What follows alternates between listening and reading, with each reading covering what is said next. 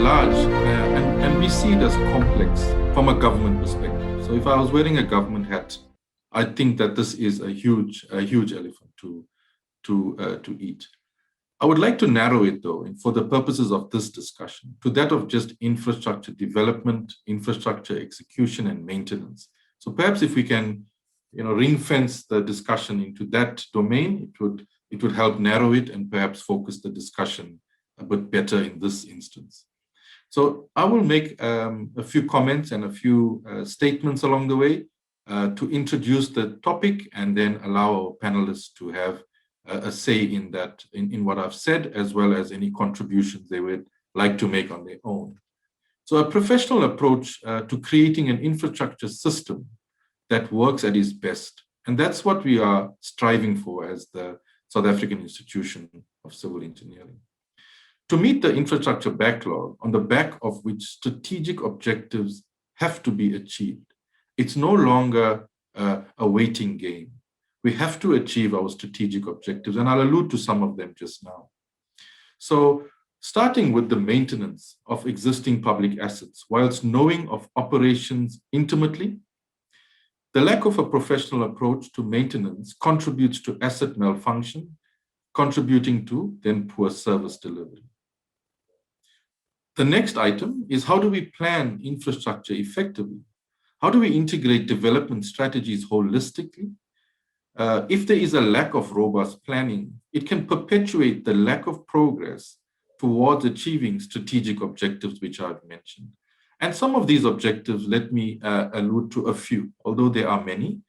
One is localization, incorporation of appropriate locally developed technologies, employment creation, poverty, inclusivity, social cohesion and social justice, and a material improvement in the quality of life to the most vulnerable. So I would just pick on a few of these strategic objectives in keeping with integrating it with the concept of professionalization. The next one is, how do we make investment decisions? In my opinion, there's an imbalance in the project KPIs in general. There's a huge financial focus at the expense of the environment, perhaps. We have ourselves sitting in perhaps what one could call a crisis mode of living on a daily basis, and that sometimes gives rise to crisis solutions. It may discourage R&D if we are in a crisis mode. It also discourages industrialization or the achievement of SDG number 9, because gearing towards such may take too long. And if you are in a crisis mode, time is a problem. The last point is implementation, and how do we do that effectively? And when we talk implementation, what comes to mind is procurement of service providers that do quality work. And I ask the question, have we complicated procurement to such an extent that it actually risks businesses' working capital in those that bid for work, for example, and perhaps work that comes to market and never gets awarded, for example. So those are material sort of issues that sit within the industry of civil engineering, I think, and I think it's a good starting point to start appreciating why it's so important to be professional in what we do. SAICE supports the notion that a professional, public, and I want to emphasize private sector as well, to underpin effective contributions to our intended economic reconstruction and recovery plan. And I think what's important is my emphasis on the private sector, because in order for us to build this economy for the way we would like to see it, we need to do it together, and we need to both be professional about it. So I think our economic and reconstruction and recovery plan will come into full implementation once we have overcome the pandemic by way of immunity that we seek. And I think that would happen in the next 12 to 18 months, which should release us from all lockdown restrictions and be then completely focused on our economic development. So that is my sort of introductory comments on the way the institution would like perhaps to see some discussions going. And I'd like now to open the discussion to our panelists. I'd appreciate if we could keep it to 3 to 4 minutes at maximum per panelist, and please allow me to call the name of who I would like to start with.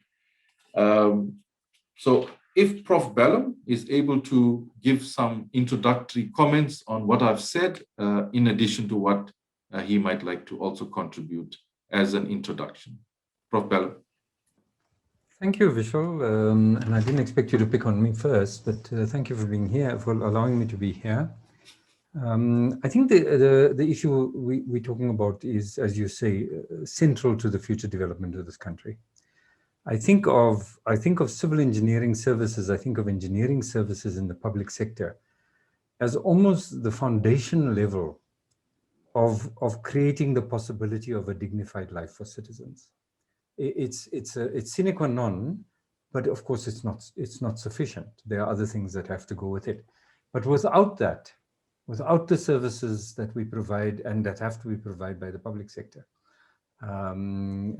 we almost, the possibility of a dignified life for all is not even part of the conversation. So that's my starting point of the importance of the issues that we are talking about. I do want to talk about this issue of professionalizing. There is a part of professionalizing sectors, professions, disciplines that has a regulatory flavor about it. That's what legislative bodies do, professional bodies like Engineering Council, the Medical Council, etc. But I want to make a case for the fact that there is a part of professional behavior and professional responses that can't easily be written down and won't lend themselves to a tick box approach. And here I'm talking about an institutional culture that is focused on service. I spent, as you heard, I spent the last 6.5 years in the Northern Cape as the founding Vice Chancellor of Salt Lake University, where people die because the ambulance doesn't turn up. And the reason the ambulance doesn't turn up is not because there's no ambulance, it's because somebody forgot to renew the license of the ambulance. A statistic that I often repeat and I keep in my head because it reminds me of the importance of what we do. Of the children who die in the Northern Cape, 1 in 10 will die of starvation. Our inability to put a bowl of porridge on the table to prevent a child from dying is how we measure the effectiveness of the services that we deliver. It's a logistical problem, but it's also a will and for me, an institutional culture problem. It's about what are the values that make people behave in certain ways, even in the absence of rules. And I think we have to start asking hard questions. Why is it that protesting citizens will run past a church to burn a school or a clinic? It is about the loss of confidence that citizens have started developing in the social institutions that are meant to give them at least the possibility of access to a dignified life. And when we think about professionalizing, of course, we're talking about specialist knowledge, understanding the limits of that knowledge, integrity, but we're also asking our public sector, and just to work in the public sector into public service is not easy. It's not the same as working in the corporate sector. The demands on accountability are much, much higher. The demands for consultation are necessary, and when we must abide by them. But we must also get a public sector that is unquestioningly striving to the best that can be known. That is continuously working towards the betterment of services, because almost democracy is not possible without the conversation we're having. And so I think the arguments about the highest level of accountability, that is necessary and natural.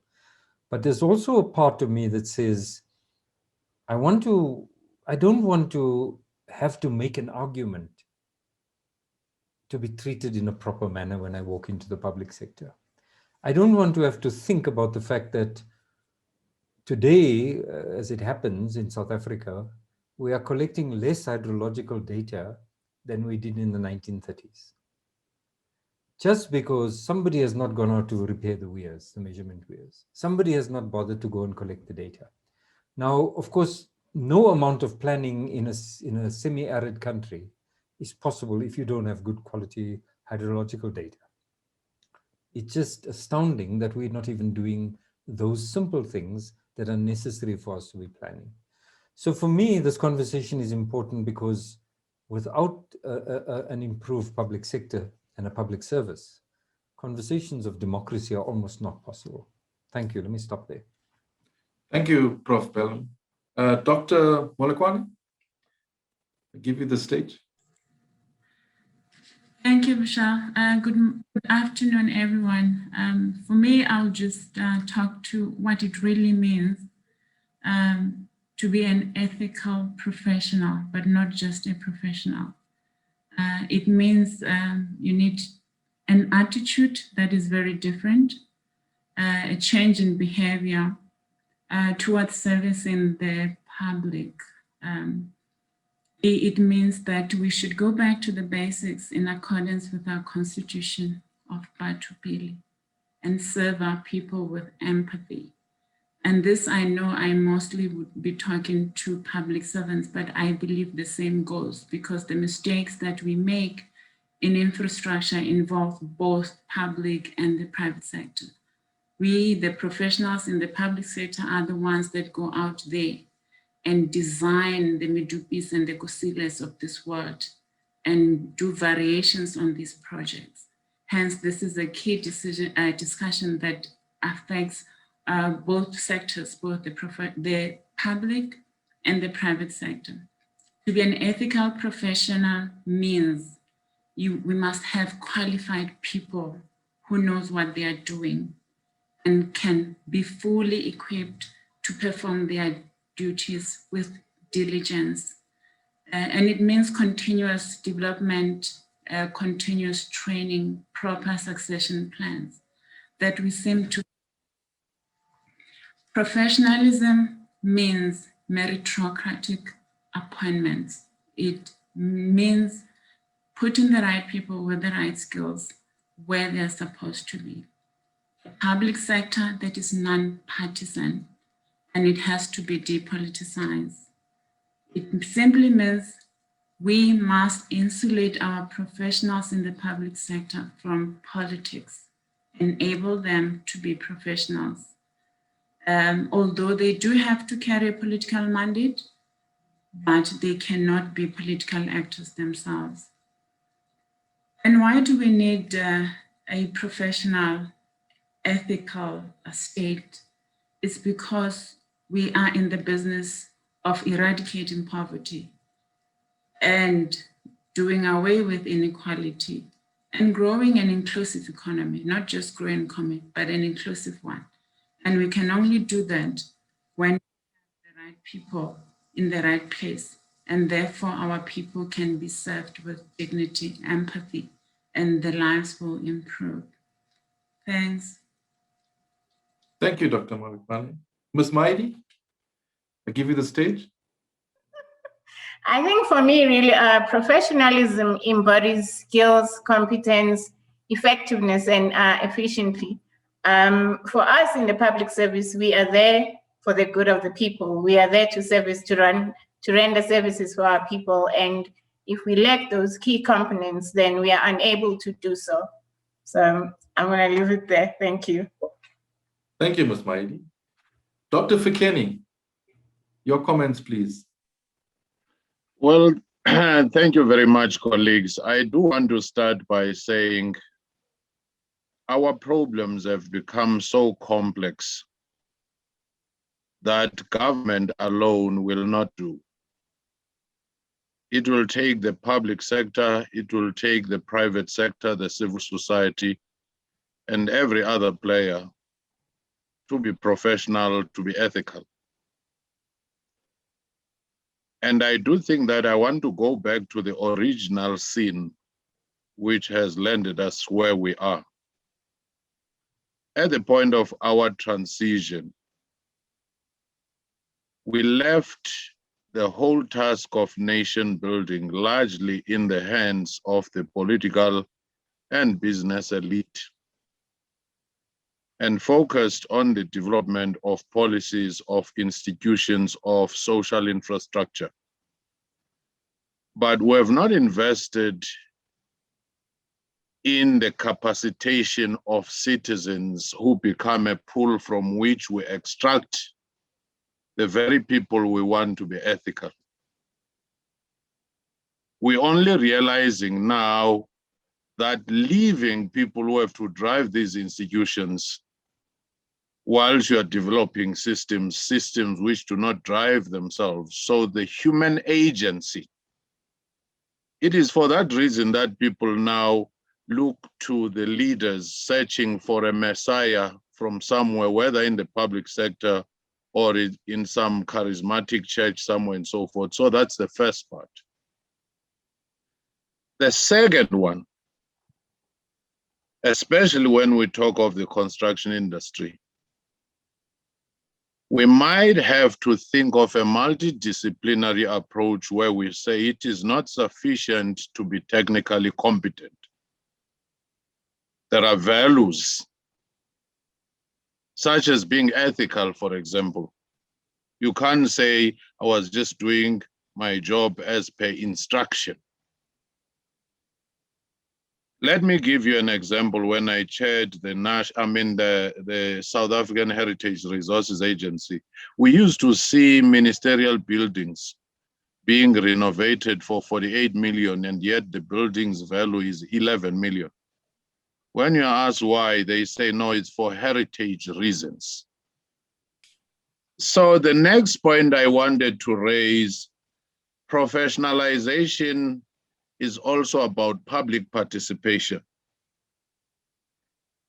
Whilst chairing the IDT, it was our policy never to get into a community and start building a hospital or a school or anything. There was social facilitation, because the input from the people can be more informative. And as a result, most of the institutions we built then, none of them by the time I left had been burnt down, because there was a sense of ownership. People could identify with it. So that in itself, I think, to me, is also one of the issues we should be looking at. Of course, heritage, environment, ecological friendliness of anything that we're doing professionally, but also being aware of its environmental impact ultimately. So to me, I would actually stop there. I will elaborate on some of the initiatives to professionalize, but I just wanted to say that alliance between the hardcore sciences as well as the social sciences becomes very necessary when we're building a professional person in this space. Thank you. Thank you, Dr. Fikeni. Much appreciated. I'll start with another comment, and almost when I was looking at this topic, I looked at where does it start. So it started, and it seems to be well described in the Constitution in Chapter 10, and that's where I found that the sentiments around, or the spirit of how it is intended for the state to be professional and execute on its mandate. It doesn't talk a lot about the private sector, but it talks about government to a large extent. So let's perhaps unpack that, because it falls nicely, if I have to summarize our four panelists who spoke largely around values. If I summarize what was spoken, values, care for people, care for society from Prof. Bellum, and it talks about the public administration and ethics. I even picked up that concept. So let's just do a quick summary on what Chapter 10 is talking about. And it talks about values, it talks about principles, governing the public administration, professional ethics, for the public service to be development orientated, and to make the best and most effective use of resources. Public involvement should be considered in decision making, which is exactly what you said just now. There has to be accountability, transparency, and obviously career development in the process, which, if we put it all together, we will be able to succeed in addressing the imbalances of the past. So if I unpack that a little bit more, the reality is, if I look at that as being the vision and where we would like to be, but the reality remains is that we are one of the most unequal countries on this earth. we're sitting with a Gini coefficient of 0.62, which makes us second to Lesotho in the entire world. And that suggests that as people in this country, and I'm looking at why we are having this problem, and that's why I make this statement. Is it perhaps that the individuals or society at large is wired towards believing that we should remain a non-egalitarian society? NDP implementation is key towards progressing inequality and making us a more equal society, or what I would call an egalitarian society. So the National Development Plan, as it applies to a capable and developmental public service, so the narrative there is that the government, if I use a broad brushed approach to say government, at this time doesn't appear to be motivated by care for society. It might be controversial what I'm saying, so I'm happy to be wrong in that sense. In implementing already agreed mandates of public service entities. So I'd like to just ask you, based on where we'd like to be, based on where we are right now, and the plan that we have on our table, ready for implementation to bridge that gap between where we are and where we'd like to be. What are your comments on what I've just said? And I'd just like to start with perhaps Dr. Molekwane, based on her role as a commissioner in the past. Dr. Molekwane? Thanks, Vishal. I will start by saying Chapter 13 of the NDP is really anchored around a state that is developmental, a state that is capable, a state that is ethical, a state that is professional, and it encourages citizens to be very active. And what the Chapter 13 identifies is for the public service to be professional, and so that we can form and develop a transformative and developmental state. And unfortunately, we have not done well in that aspect. Just to name a few of the recommendations from the NDP, and largely, if not all, actually have not been implemented, is to stabilize the political interface, remove the appointment of senior managers from the bureaucracy of politics and politicians, and make public sector encouraging for professionals to want to work for the state and to serve our people with empathy, to develop a professional and an ethical state, and then to strengthen local government, because we all know that's where we fall short as a state, and to make sure that these SOEs fulfill their developmental mandate. I mean, I've just named a few, and we all know those we have not fared well.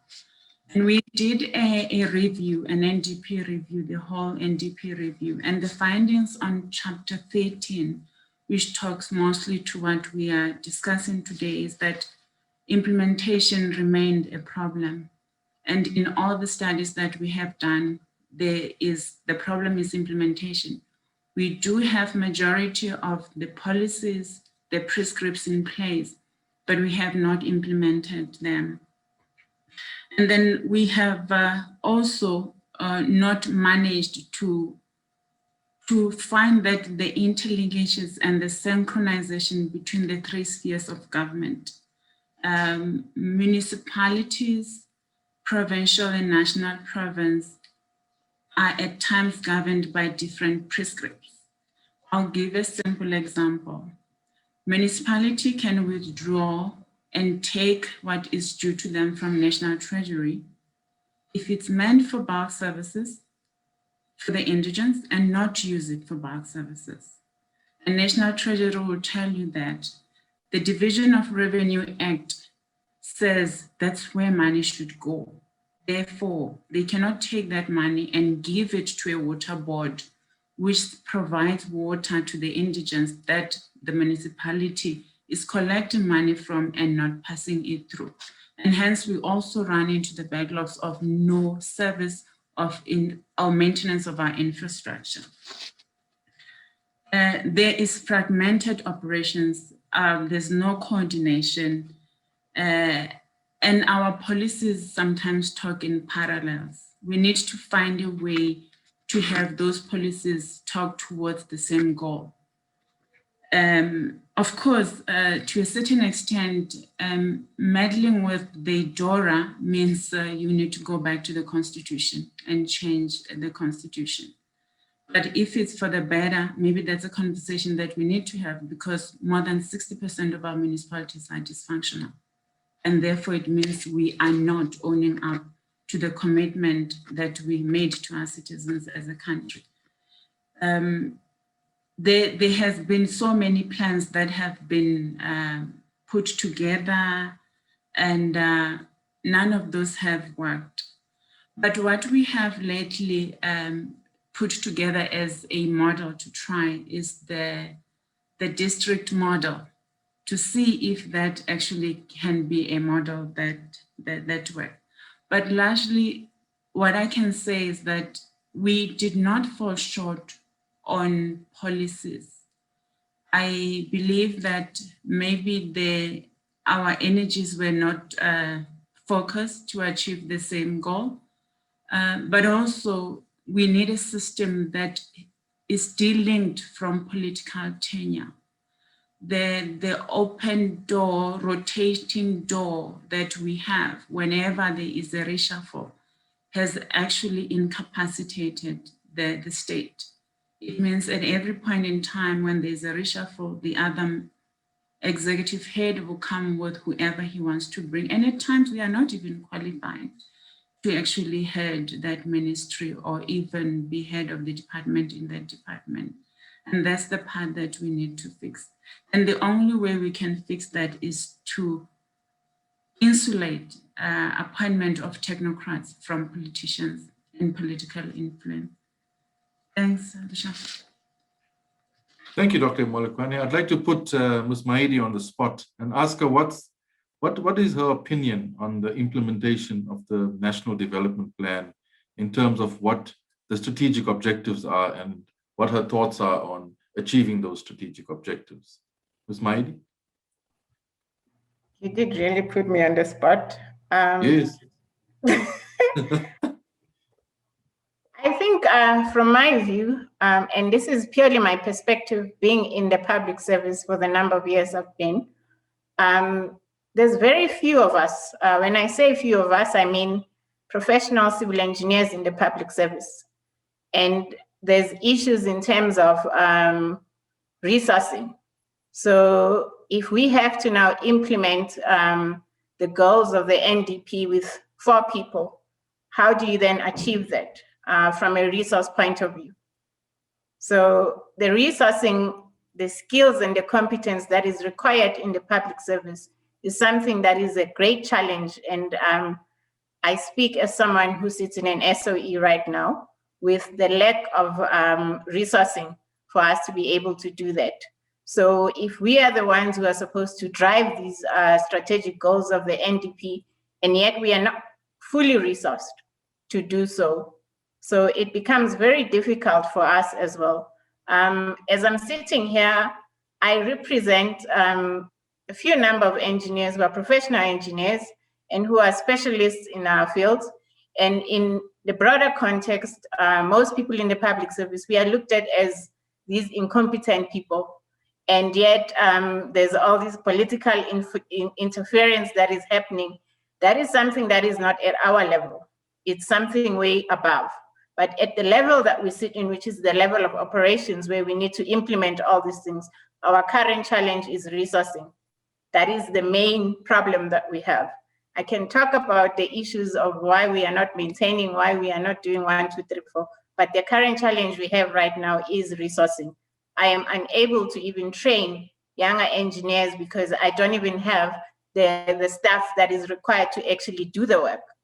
So if we can start looking at it from that perspective of having to train young engineers and bring them in the system and get them registered so that they can become competent enough to be able to execute or implement the strategies and the goals of the NDP.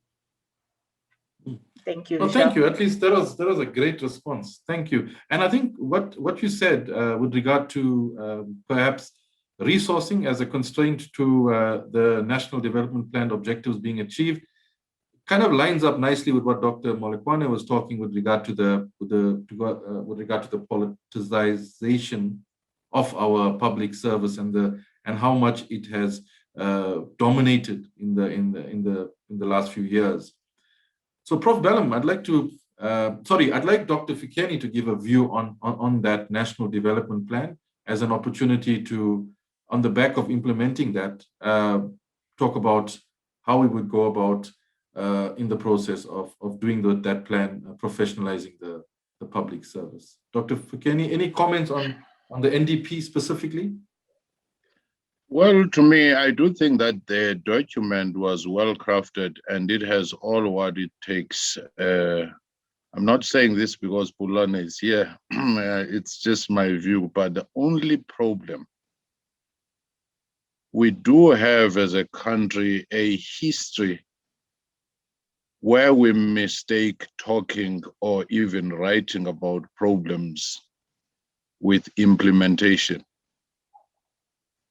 And that comes with a number of structural factors and other factors.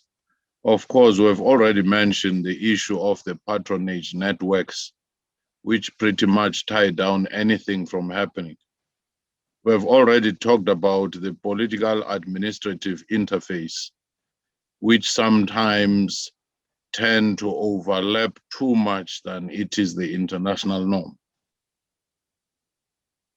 But beyond that, I do think that there are other issues that we should be looking at the implementation challenges.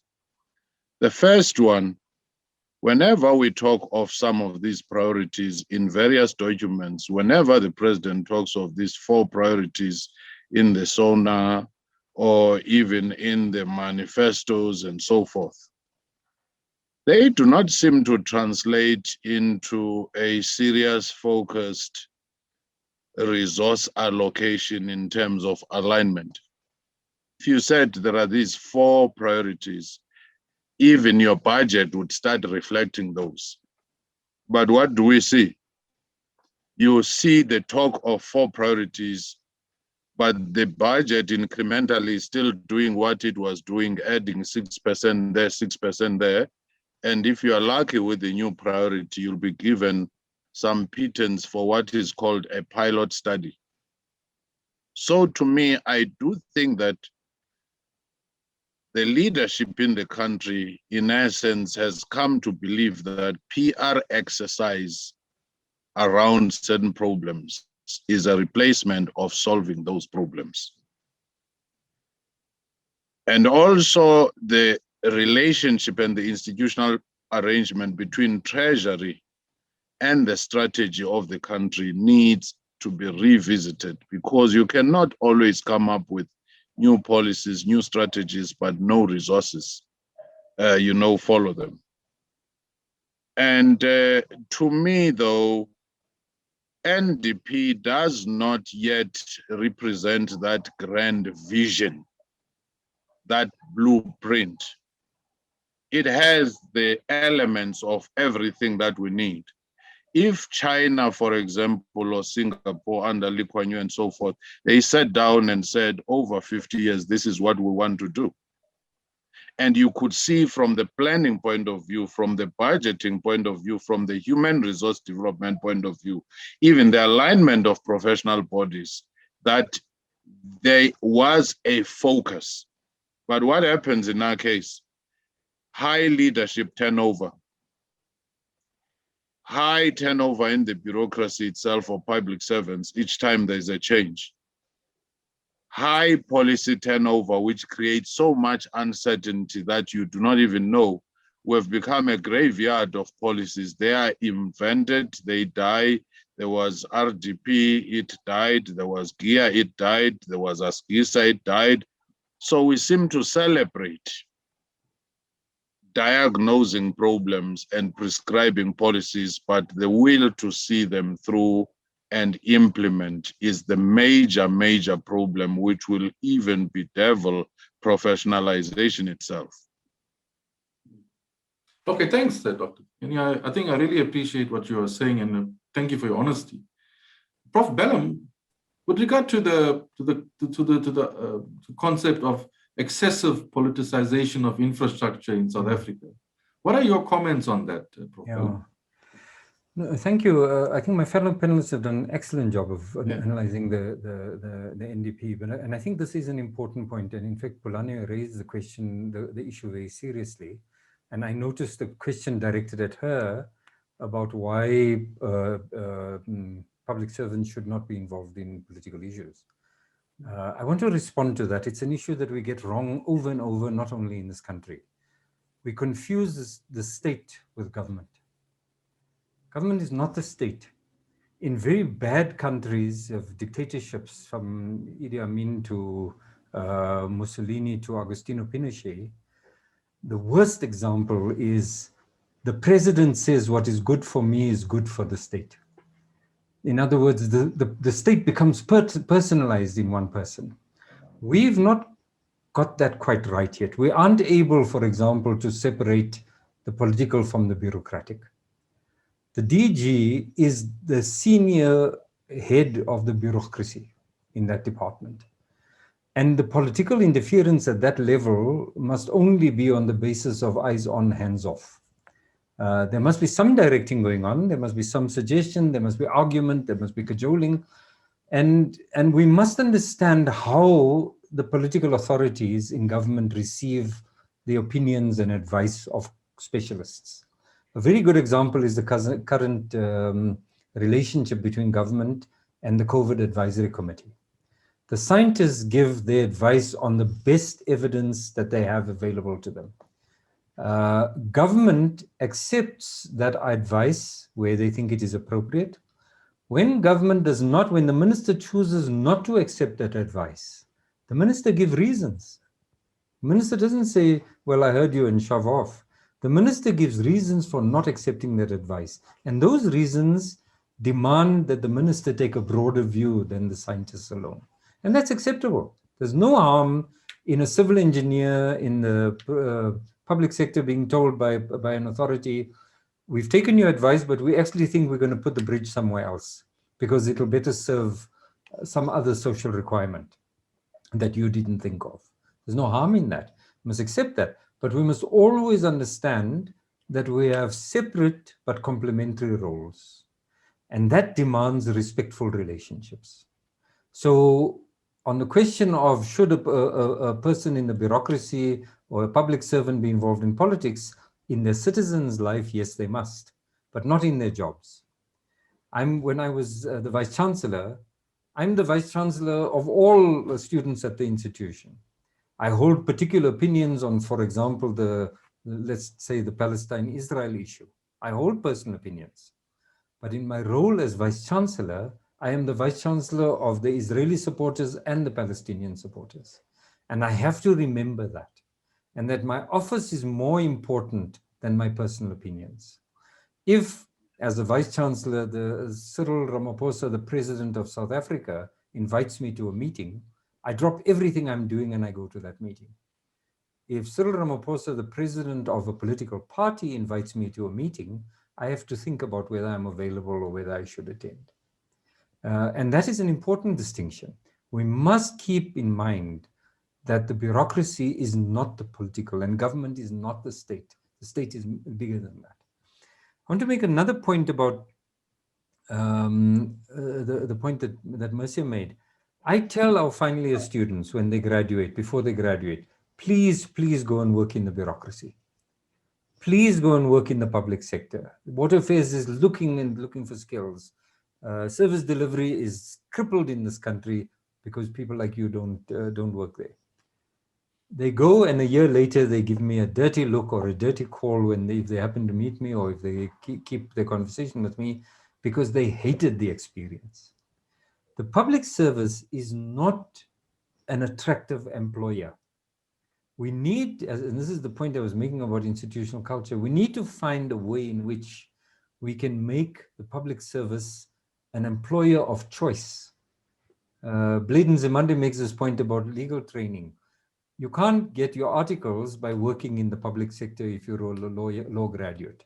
I don't understand that, and the law profession has yet to explain that. But he's right. Why is it that if you work in the public sector, it is not recognized as competent experience? It's not the case in engineering, but these are the questions we have to start asking. I also think that because at the moment we've got unemployed graduate civil engineers. I've got students who are asking me for jobs. Do I know of jobs? When Mercy is talking about, I don't have enough people to implement, there's a mismatch somewhere that has to be dealt with. And I don't think that the issue is only about budgets. I do think that we need to think carefully about how we sharpen the edge of the instrument that delivers services to citizens in this country. And I don't think we've had that full conversation yet. Let me stop there. Thank you. Thank you, Prof. Pelham. Now, let me sort of move on a little bit in terms of where the vision should be, because we are talking about what we would like to see. And the attributes of the public service, I'll go back to the document that comes out of the Public Services Commission describing what these attributes should be. One is a values-driven public service. So we spoke about values, and I think that theme runs through. There's the second concept called meritocracy. Okay. Now, meritocracy, in my understanding, is perhaps getting the right person for the right job, or matching the right person to the job at hand. In that process, career pathing should happen, irrespective, because that's how you grow through the system, and that's how you maintain a sustainable state. The role of performance management and development, to what extent that is happening, I am not aware, and perhaps we could talk a little bit about that in terms of how do we hold our public officials accountable by managing performance and for them to indicate how they have performed. The competencies of public service leadership and what should that be. Political administrative interface, and I think we spoke about that just now, Prof. Pelham, in terms of the politics and the administration. Capacitation, training, and its funding in the public sector. How do we get that right? And the last one is the role of the Public Services Commission. So I'd like to just hold, I don't expect you to remember all of these points, but I'd like to just ask Dr. Fikeni to perhaps elaborate a little bit more on the role of the Public Service Commission, because we haven't really spoken about it in terms of how he sees his role in supporting the state and perhaps other institutions to become a lot more professional. So I'd like to give Dr. Fikeni a little bit of latitude to perhaps share and promote the Public Service Commission. Dr. Fikeni. Well, thanks for that commercial break. Yes. I do think that what is most important to recognize is that Public Service Commission is created in terms of Chapter 10 of the Constitution, and that chapter is dedicated solely on the Public Service Commission. And yet much focus tends to be on Chapter 9 institutions. But now the Chapter 10 institution is given both the role of promoting effectiveness of public service and the range of values that you enlisted, and even advise on the policies that could change things. But at the same time, it can investigate, it can monitor service delivery. And what I've realized and I've raised and I'm engaging my colleagues on, they tend to be more focused on a case-by-case investigation, as if you are competing with the public protector, with the Human Rights Commission, and so forth, when you could be playing in terms of looking at the systems and what has not worked, looking at the patterns of your research and investigations, and begin to say, what do we do in the ecosystem of producing a professional public service? And one of the things I am hoping to do, which has now been accepted broadly, is to say, let's look at the whole value chain, the whole ecosystem, and meet with the training institutions, for example, universities, schools of governance, and so forth, and say, when we talk of professionalization, what role would you play? And go into professional bodies, whether engineering, whether SAICE or health professional, council, and say, in the professionalization space, what role would you play? And then you go into different institutions within government, which we have MOUs with, and begin to say, in professionalizing, in rearranging the public sector, what must we do? And give content to this political administrative interface in a more intuitive, creative manner. Because remember, if you come and say professionalization is equal to MEC, don't bother me anymore, I'm going to have power as a bureaucrat, then you are going to have resistance. That is why the point that Eunice was raising is so fundamental, to say, globally, you have this political administrative interface. But what has happened in our case, the proportion of sugar to the tea and the milk is disproportionate. As a result, you won't have the taste of that tea. You'll only have the taste of sugar because there's too much sugar. So what is the right proportional complementary roles of these?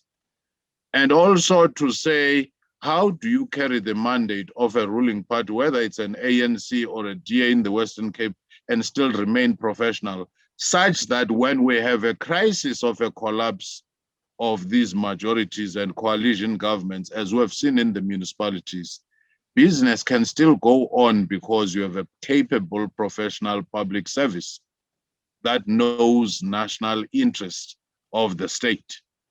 Even when there is a shift and change in Israel, in Italy, sometimes you have 4 elections in a space of 2 years or in a space of 3 years, but they continue because they have professional public service who are able to do their work and still listen to the mandate that anyone coming in says this is the mandate. So to me, I do think that PSC's potential and the role is very distinct, is very unique, and the Constitution already gives them exactly that. Well, thank you. Thank you, Dr. Fikeni. Thanks for sharing with us insights into how you are going to go about it. I would like to, at this point, perhaps share that from an institution's perspective, we would want to support you in that initiative from a civil engineering perspective, and maybe we talk about that afterwards. I'd like to explore one more concept before we start off rounding up on our conversation. This concept of meritocracy. And I would like to use the example, I think one of our panelists mentioned Singapore, the MPH model, meritocracy, pragmatism, and honesty, the method that was used to build the country. So in keeping with that development agenda that was adopted in Singapore, I'd just like to explore meritocracy within the South African context and get your viewpoints on that in terms of how do we actually start to appreciate the value of meritocracy and how will we actually incorporate that into the professionalization initiatives that Dr. Fikeni is talking about. And maybe from a meritocracy point of view, I'd like to perhaps ask maybe Prof. Bellum to have the first say in that with regard to meritocracy, and then we share our views on that concept. Yeah, I mean, it's very hard to argue against meritocracy. Nobody will consciously say, I think we need the worst candidate for this job. Nobody does that. It's a silly thing to do. The question for me is the influencing factors. I mean, I'm astounded at how many, for example, municipal managers are on suspension with no charges, getting a full salary for up to 2 years, because some political authority thought they were the wrong person in the job. And very often the people I'm talking about are the people who were exactly the people that kept those municipalities going. And sometimes, I mean, I've even heard people saying, you shouldn't come across as too competent because then people will get rid of you. And so almost we're getting into a world where competence, where the specialists, those with specialist knowledge have become the enemies of the state, are characterized as the enemy of the state. I like that wonderful movie, Batman and the Joker, the most recent one. It's a wonderful movie, well made, brilliantly acted. But the Joker is an erudite intellectual. He understands politics, economics, philosophy, sociology, electronics, etc. But he's the bad guy in the movie. Batman's response is only singular, violence. He's the good guy. And it seems that we're getting into this sort of institutional culture where competent people are seen as problematic. And I'm afraid it's getting down into the level of sort of the way in which we operate. The extent to which appointments are being influenced is unacceptable. And we have to say that. And we see systems go down because the people who should know better are not in position. And it is a problem, and we have to find a way. And I think, I'm not sure I agree with Dr. Fikeni's sugar metaphor, but we have to find some way of finding the balance because it certainly is not sweet at the moment. Thank you. Thank you, Prof. Bello. I think I thought you were going to say it's because you don't take sugar, but but anyway. I'd like to ask Ms. Mairi what's her view on meritocracy, having worked, sort of, I suppose, on the cold face, as she said, in terms of delivering infrastructure solutions in the water space. What's your view? What would your comment be on adopting a meritocracy as a strategy to become a lot more professional? Honestly, I think there are a lot of competent people at the operational level. The challenge comes at the strategic level. And obviously, at operational level, we can only do so much if the strategic level is not forced to follow those levels of competence that are required at the lower level of operations. So if you do not influence that top tier of executive management, then you will see what we are seeing currently in South Africa. No, thank you. I'm also aware you may not be able to talk a lot around it, but because you're probably talking about your bosses, but thank you for your comment. Dr. Molekwane, any comments on meritocracy from what you found in your experiences working in the commission? Thanks, Vishal. I honestly believe that we get it wrong because we get our recruitment and our HR duties wrong. There is no way that a person that is not qualified in a space can be able to interview and recruit a technical person. And I believe we need to start there. Because if you have at operational level the competent engineers and scientists and specialists, but the upper level is not as qualified as them, it's problematic because those are the ones that are making decisions. They draw up budgets, they do the planning. And you cannot have good execution when the plan is done by a blind person who does not understand that. In one of the latest exercises where the National School of Governance is proposing the framework on professionalization, we made comments that we need to change the way we put together panels. HR should not be just a ticking the box kind of exercise, but you need to have in that panel, if you're recruiting a chemical engineer, have an experienced and qualified engineer, a professional who has been in the space to sit in that interview because they know exactly what is needed for the space. and they would know exactly which kind of questions to ask. Now, if you're going to have an HR practitioner in most of the government offices, where in government HR has become a dumping ground. So when I come with Minister so-and-so, and then he or she gets reshuffled and does not take me, I get pushed to HR. And those are the people that would literally, well, is the water okay? Was the interview fair? We don't need that. We need HR to play a very strategic role. I always make an example of what some of the mining houses do, including Sasol, where I used to work. HR has got what they call the practitioners and the HR consultants. Most of those actually are engineers, they are scientists. Those are the ones that will represent HR in interviews when you recruit professionals, but not just laymen. You cannot ask me technical or nuclear related questions if you're not in the space. You cannot ask me engineering related and technical questions if you don't understand what is that I need to do. And that is very key.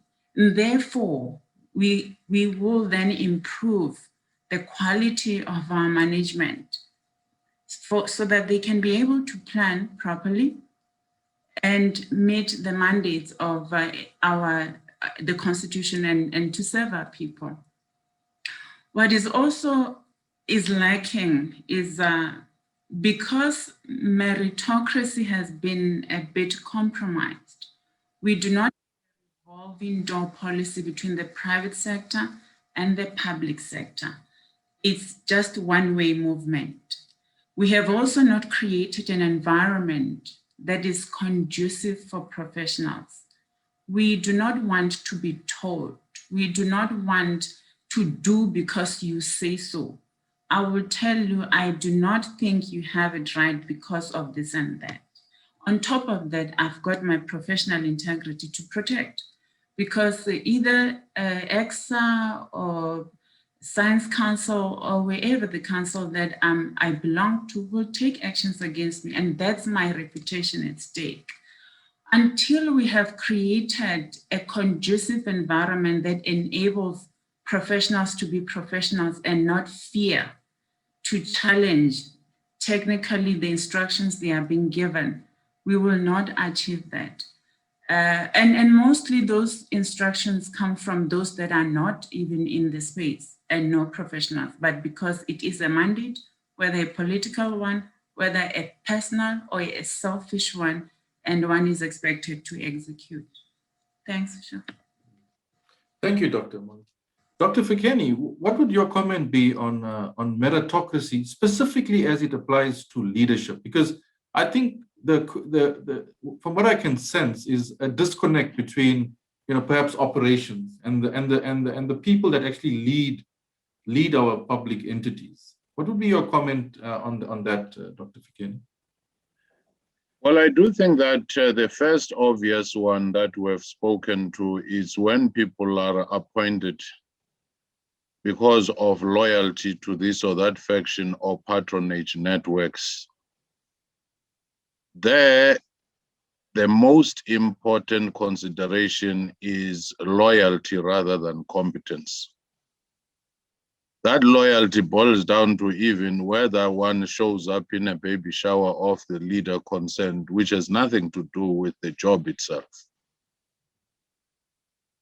But most important, though, is a structural problem, but this I have raised with the universities at some point, where you find that a specialist at an operational level with a unique skill has no social mobility to grow. The only way is to abandon whatever they were doing, excelling in, to become a generalist in a sense of being a manager. But now let me come to the leadership itself. If you have leaders who themselves are part of patronage networks, and the consideration of putting them is more to say who is more loyal to whom, which stakeholder have we left out, and so forth. Not to say that those should not be factored in, but once they become a dominant factor, you are more likely going to have a quilted blanket which has nothing to do with strategic acumen. In other countries, you will find that I was reading about the cabinet in Canada and salivating, because in each sector you could see the link between the leader appointed and their great accomplishments and recognition in that particular sector. Not to say that you do that in every other department, but there are certain departments which are key to your economic development that you can't play with. And therefore you need, even at a strategic level, as Marcia was saying, people who have that acumen and competence to appreciate talent without being fearful of talent. But sometimes we have to deal with what we have and try to train them, as the National School of Government is trying and others. And I've been asking myself for the last few years, what is the science of training people to unlearn things they have learned, which now inform the dominant institutional culture that they have? Especially when Samuel Johnson says chains of habit are too weak to be felt until they are too strong to be broken. If people have become so invested in the weaknesses and the chaotic public sector environment that we have, how do we make them unlearn that and begin to appreciate a greater value in the alternative system? That, to me, is one of the key questions, especially when corruption, deployments, and other things have found this fertile ground, and now you are trying to shift things around. So to me, I think leadership competence and confidence and ability to have courage to be vulnerable when people are raising questions, that is key. But yeah, I don't know, because look, even in Parliament oversight, you are hearing that people are struggling with their matric qualifications, but they still have to make determinations and bring in Pulane to say, we want this to happen and not that one to happen. So I do think that we just need to think carefully about even training leaders. Countries such as Vietnam do have an institute. You go 3 months training, even if you are going to be a minister, and after 3 years you are brought back to evaluate how you've performed and also to be retrained. So to me, I do think that all sectors need some serious rethink about competence, but that also must be followed by regular performance assessment, because that's another area where we've failed, where you see weakness and you go capacitate people because there are weaknesses. Thank you. Thank you, Dr. Fikeni. I think we are coming to the end, and I'd like to perhaps end with, how do you think we should go forward? So it's just one comment, and I summarized from all of our discussions so far that that there's an element of disconnectedness and fragmentation in the thinking processes that we would adopt in the way we perform our tasks, public or private sector. So what I want to put on the table is, from a relationship building perspective, at a most national level. So I'm talking really about what I would refer to as social compacting, as a method to use to implement the professionalizing conversation. What are your comments? And that would be the last question and last comment for the panelists, after which I would hand back to Tabaleng to take the Q&A forward. So social compacting, perhaps as a method of, as a methodology, forming meaningful relationships between government, business, labor, civil society, as a method to define the way we would like this world to be like, and what are the necessary constructs required to create that world? What are your comments on that? And I'll then leave it to Intabeleng to take it from there. So perhaps with Dr. Molokwane to start, and we take it from there. Thanks, Vishal. I honestly believe that we are not looking for anything that we never had in the public sector. Some of us got trained through state-owned entities, and it is not impossible to restore that back. What I think we probably have been missing each other is probably going to be addressed by the framework that that is out on, I think it's now closed for consultation. That framework recommends that we have close working relationships with the private sector. So we can swap and change candidates and have them trained and design programs that work to capacitate the state. I think what Dr. Fikeni is mentioning is to go to institutions and let them know what is needed or the market needs, because there's also a disjoint of training people that we can't, the market doesn't need and does not even, and can't even absorb. When when the state and the private sector work together, I do not see that as a problem. I believe that we need to go back to saying we are in this state together. We are in this mess and want to fix this country together and start working together. Both institutions of learning, the private sector and the public sector. The one thing that came out in one of my exercises, which is related to research, development, and innovation, is that the private sector churns out a lot of money doing research that is fit for what they need, for their purpose. But it's not integrated. The state also does the same thing. You can imagine if we can have an integrated pod, where R&D is managed centrally, where we can collectively train our professionals and be able to know exactly where you will go to find which skills, rather than having everybody running their own tech shop, but when we're drawing from the same national treasury. Thanks, Vishal. Thanks, that's it from me.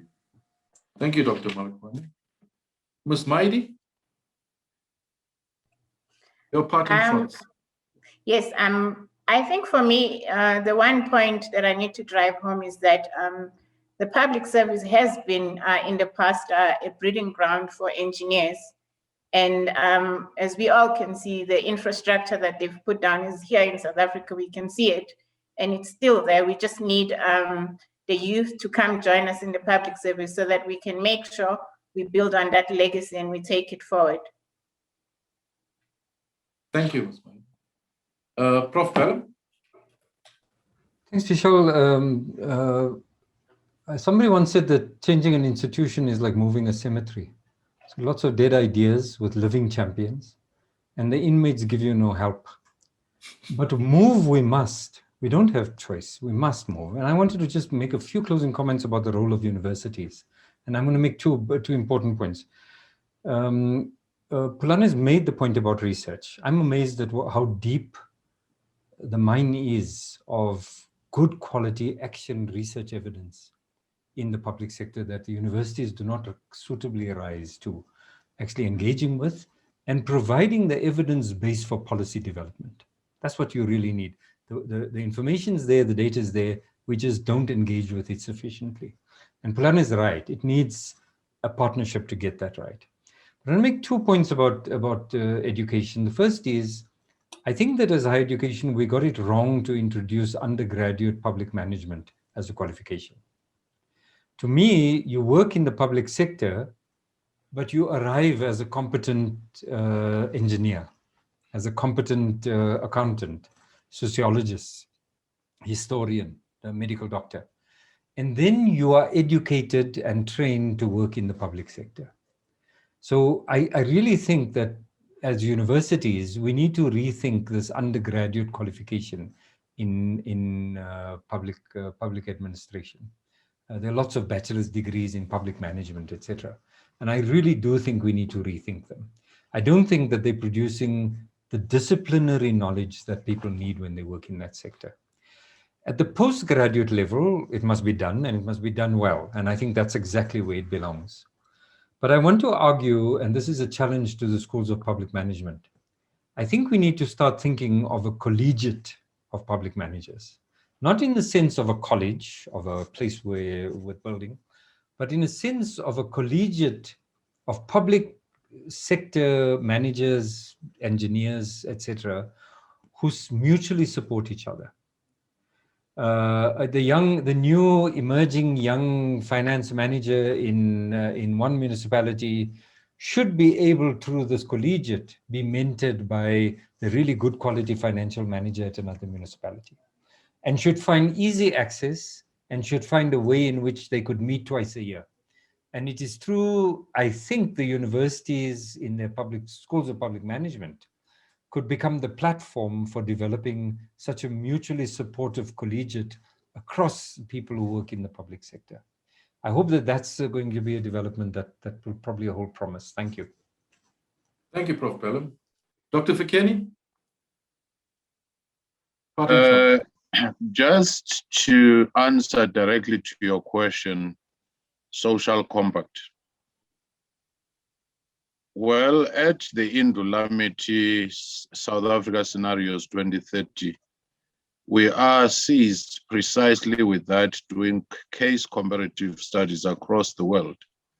And we have realized that out of any crisis, once you have a national dialogue for building consensus, out of which you have a social compact, once you bring in and mobilize all stakeholders around that idea, most countries have been able to pull themselves out of a crisis. So a crisis itself becomes an opportunity to address things that you have always avoided to address. If Japan, Germany, after world wars were razed to the ground, and they managed to have those social compacts on how to move forward. If you do have Germany after the unification, they had a social compact. Australia experimented with one and so forth. Then it tells even South Africa itself had a social compact during CODESA, except that it mainly focused on the political. Now we need a socio-economic. And the last point I want to make is dealing with engineers and the technical people also. There might also be a need to emphasize certain soft skills, which otherwise you find a person in a basement saying, I'm a computer programmer, don't disturb me, and so forth. When you're dealing with human beings, there is a certain deliberate level, same as the values that we're talking about, where you must be conscious of the impact of your actions and also be conscious of the fact that you are interfacing with people who may not have the technical know-how, but you want them to appreciate that particular space. So to me, I think that complementarity becomes very important. It's not compulsory to be a nerd without social skills. I'm not saying that that is the case with everybody, but you do have people who say, I don't talk a lot, I'm an engineer, just tell me what's the problem. And most of the time they are coming to just fix your computer. They give you their back and quickly say, yeah, it's done. They relish seeing you confused instead of taking you through so that you don't call them again. So those soft skills and the people skills, that's why I was talking about this multidisciplinarity and the complementarity of skills. A divided society like ours, you also need to have diversity IQ. You can't be in a particular space and not understand the history of the country, the need to be sensitive to different sectors. That diversity IQ is equally needed. We must always remember that Andrei Sakharov and other scientists died very depressed, I think even Albert Einstein, because they were asked to build an atomic weapon. They built it as scientists. Later, they realized that there was a moral dimension to it. So if in the process of creating this social compact and professionalization, we create a complete human being competent in every aspect and around it, then we will be getting somewhere. Thank you. Thank you, Dr. Fikeni. I think we may have learned a new concept of diversity IQ today. Great to explore that further, but very, very apt conclusion to our panel discussion. And thank you again very much for entertaining my role in this discussion.